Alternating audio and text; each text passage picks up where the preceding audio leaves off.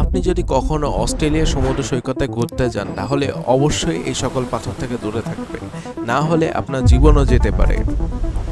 এইরকমই একটি সমুদ্র সৈকতে আলী তার ছুটি উপভোগ করছিলেন। রোদ উজ্জ্বল, আকাশ নীল, পানি পরিষ্কার ছিল। আলীর মন চাচ্ছিল সাঁতার কাটতে এবং পানির নিচে রিপস্টোন সামুদ্রিক শৈবাল দেখতে। এই ভেবে সে পানিতে পা রাখে, সাথে সাথে তার পার নিচে শক্ত পাথরের মতো কিছু অনুভব করল, কিন্তু হঠাৎ ব্যথায় চিৎকার করে উঠল। সে পাথর ভেবে যার উপর পা রেখেছিল সেটি ছিল আসলে পৃথিবীর সব থেকে বিষাক্ত স্টোনফিশ। যখন পা রাখে তখনই মাছ তার মেরুদণ্ড থেকে ধারালো কাঁটা বের করে ফুটিয়ে দেয়।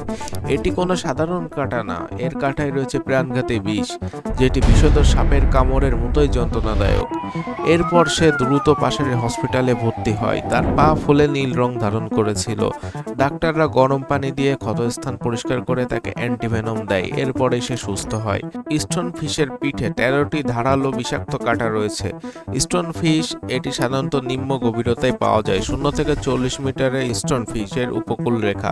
প্রবাল প্রাচীর পাথরের সমুদ্রের তল এবং কর্দমাক্ত বালুকাময় তলদেশের কাছাকাছি থাকতে পছন্দ করে, যেখানে তারা সহজে লুকিয়ে থাকতে পারে এবং শিকার করতে পারে।